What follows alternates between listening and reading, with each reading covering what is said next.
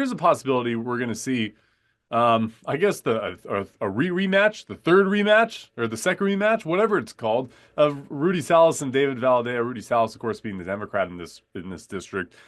Tal, what are your thoughts on this race? I mean, it's going to be a third time's a charm for voters who I know that are pretty fired up at the moment. At least the left-wing groups are about trying to get people out to talk about health care bills and David Valadao's votes on those. But is it a sustained momentum behind somebody who's lost twice? The National Democrats, specifically the Democratic Campaign Congressional Committee, they're kind of playing a game of political musical chairs here. So they assume that there will be an election cycle that David Valadao loses. So every 2 years, they sort of run this drill. What's interesting is that, let's see here, in 2024, Congressman Valadao actually won the seat by 8%.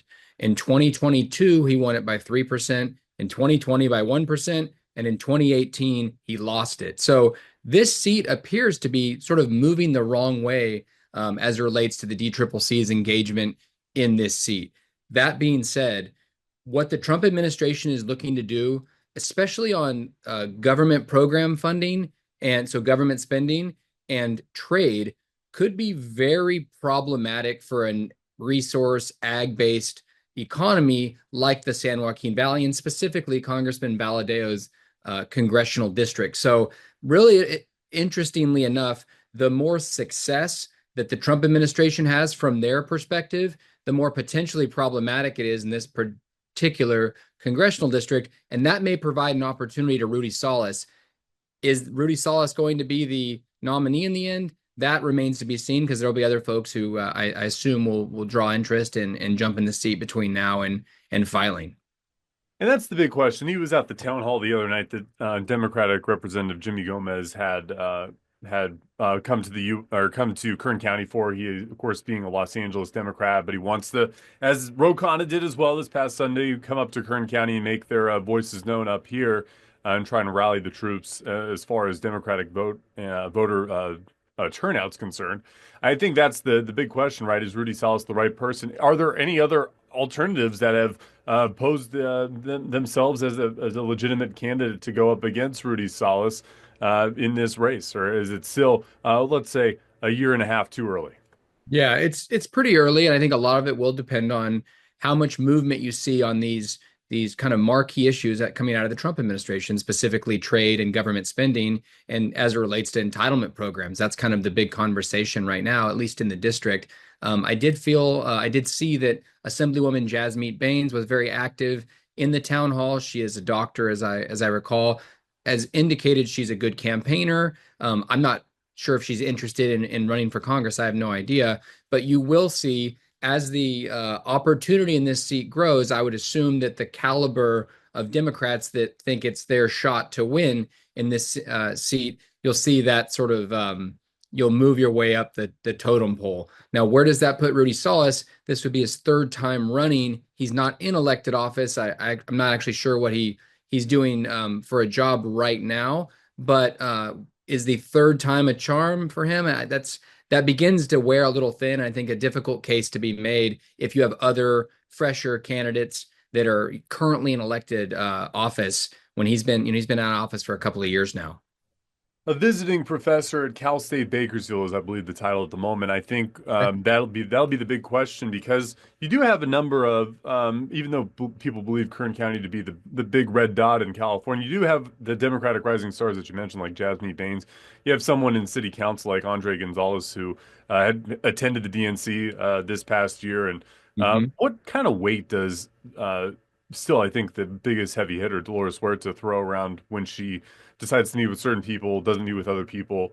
Is she still, I guess, the kingmaker, or a candidate maker, should we say, and the queen fin? Yeah, well, Dolores Huerta, and I believe even her son, has been a candidate for this particular seat in the past. It hasn't worked out well for Democrats yet. You did mention Andre Gonzalez, again, Assemblywoman Jasmeet Bains. I do think you have a crop of younger, very active Democrats that are making themselves out to be really impressive and problematic candidates for this seat and others. So I actually think that's where Democrats may have an opportunity. Again, hinging on what is the impact of fundamentally changing our trade policy as it relates to agriculture and commodities here in the Valley, and then also government spending in districts that rely heavily on entitlement programs. Is there going to be reforms there, and do those have an impact that then allows Democrats to run against an incumbent Republican from? That remains to be seen, but I've not seen Dolores Huerta be able to deliver in this particular district as of yet. And as far as we go back to 2018, which is when Congressman Valadao had lost most recently, or really his only time, excuse me, losing this seat. That was a particular huge Democratic wave of nearly unprecedented turnout surrounding a number of things, from Me Too movement to just a general repudiation of President Trump at the time. What do you expect, I guess, from Democratic turnout this next time around? Because yes, there's frustration, and definitely there's frustration in the short term regarding this healthcare vote. But if it turns out to be nothing, if people's benefits are not touched, is it a big hullabaloo about nothing? And then that does not work out too well for Democrats, and they need to find those other ways to get that support? Or can they still ride a momentum of distrust with the president and try and attach that the best they can to the local Republican, which would be David Valadao? Right. Well, this seems like the right venue to take a little trip into the weeds on this one. So, 2018, Congressman Valadao is running against what became Congressman Cox. TJ Cox is the candidate, right? Within that congressional district, of all people, Rudy Salas actually had, for one of the first times, a competitive race, or what at times was a competitive race. He, as one of the few moderates at that time serving in Sacramento, benefited from, call it, more than $1 million in independent expenditure campaigns, which drew out low propensity Democrats because there was an attempt by industry in Sacramento to protect Rudy Salas in his assembly seat. That impacted then Congressman Valadao. That $1 million was certainly enough to move the needle, the 600 or 800 votes that he ultimately lost by. So that was kind of an outlier in 2018. And then since then, Congressman Valadao, later defeated Congressman Cox, and then has run against Rudy Salas again a couple of cycles and been successful. So I do think 18 was unique and sort of set about a trend where this district's actually been moving towards Republicans. The one the complicated part of that is Congressman Valadao, as most folks know, was one of a small number of Republicans that actually supported impeachment, right? So that complicates things a little bit on the Republican side. But as more time has passed since that impeachment vote, I do think it matters less with those Republican voters, and they're going to ultimately kind of continue to trend towards the right in this particular seat. Yeah, it almost took him out in 2022 in that primary with Chris Mathis. This time around, a much wider margin when you look at the campaign between those two. And now the big question, I think, will be about this state Senate seat, which belongs to Shannon Grove for the next year and a half. But then that will switch over soon to somebody else. And that's the big question. Who is that other person going to be? When we think about districts that have moved towards Republicans a bit, we think about the one that I believe it's Michael Mayer. Is that the correct pronunciation there? Danny, I believe he lives in Tulare County. Yeah. And Supervisor. and he'll be running for that seat that Shannon Grove has had. He's announced early. He had lost a couple of tight races to Jim Costa. Most recently, this most recent one was a surprisingly close one, given that how that seat is generally considered a very favorable one for Democrats. What does he bring to this race? And then what about this outlier, or not outlier, I should say? What about this outsider at the moment, waiting to see if he's going to jump in the race, which would be Kern County Supervisor David Couch? Yeah, Michael Maher has benefited from running a few times, and there's been resources put behind him. He's no stranger to voters. Supervisor Magzig in Fresno County is also in this race. He's proven himself to be a prolific fundraiser. A good number of the voters are in Fresno County.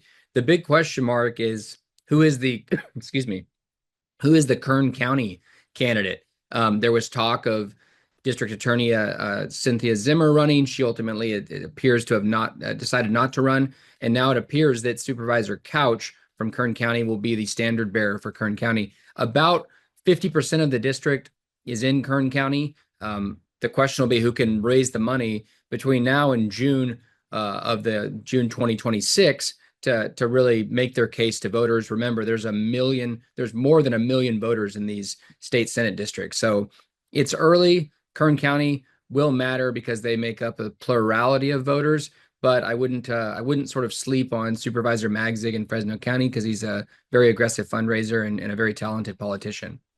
Yeah, and the big thing, of course, whenever because the way that these districts are drawn up, both in the House and also in Sacramento, is just these districts cover so many different counties and so many people that you haven't heard of before. How do they get their message across county lines? There's the other sleeping giant of a candidate too, who has that again experience that maybe some people will have the recognition of Mayor and couch with is Mike Boudreau, who indicated to us back when he lost to Vince Fong that he had interest in a state Senate seat. He didn't indicate which one he was talking about, whether or not he was discussing this one or another Senate seat that will be up for grabs, which will be Melissa Hurtado's Senate seat in a very competitive district that she had just barely won in. So that's another one to think about as well. What do you make of all these candidates? Does it ultimately come down to who gets the most support in Kern County? Because that is the biggest swath of the district. Yeah, Kern County is very important here, right? So you saw that in the past with Senator Grove, right? Shannon Grove has always been a prolific fundraiser. She's very active. She's done a very good job of raising her profile in that seat. This race will likely be competitive. If you draw more than one candidate from any given county, it makes it very difficult for them to advance. So we'll see who has the sort of discipline. If there's multiple candidates that are in Fresno County, it creates an advantage for the Kern County candidates and vice versa. Sheriff Boudreau, Tulare County, could be a bit of a spoiler if he ultimately runs for Shannon Grove's seat. My understanding is he's looking at Senator Hurtado's seat, which would make that race probably very competitive. But again, the temptation of a safe Republican seat is definitely something to consider if you're a candidate, where whoever wins the primary in Shannon Grove's seat, former seat at that point, will very likely win the race and probably remain in office for 3 cycles if they choose to. And when we think about temptation, there was that big temptation. Okay, whether or not David Valadao would go and run for Kevin McCarthy's old seat, that's nice and safe. He probably doesn't have to lose as much sleep as I'm sure at times him and his campaign can. When Kevin McCarthy left office and Vince Fong eventually ran for that one, he decided to stay in this seat, and of course, I guess lose sleep as I was talking about, Tal. I guess the Cycle, final yeah. way to finish this conversation is what do you make of these districts? I mean, it's always makes it something very exciting to watch, but is it the best way to represent people in the Central Valley? Because you don't feel like you have these similar fights when you look down into Los Angeles and the way the Bay Area is drawn out.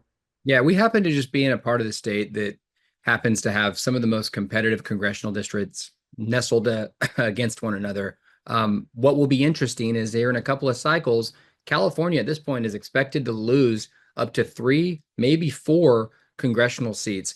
That will largely come from the urban areas, so think San Francisco and Los Angeles, but it will impact the San Joaquin Valley, where there is still growth happening in this and the Inland Empire. So I don't foresee either of those seats becoming less competitive. And I'm referring to what is now Congressman Gray's seat and Congressman Valadao's seat, that are 2 of the most competitive districts in the entire country. I think that'll remain the case. And ultimately, will there be a continuing trend towards these seats becoming redder over time? We'll see. It really is going to, I think, largely depend on how voters react to the reining in of government spending, if it in fact takes place in the coming months, and the impact of a trade policy that may not be a good thing for us sending our commodities overseas. And we're going to know a lot more about that in the next few months. Yeah, a good point to note there. We have several months there until these elections are even become a reality. So Right. a lot of time in between, but always fascinating to see a number of these names similar, whether it's for that same race or for other races, join into a different election, and it'll be something to follow. We'll be on top of it as always here at Eyewitness News. Thank you so much, Tal. We appreciate your time. Yeah, my pleasure, Will. Thanks for covering an important topic.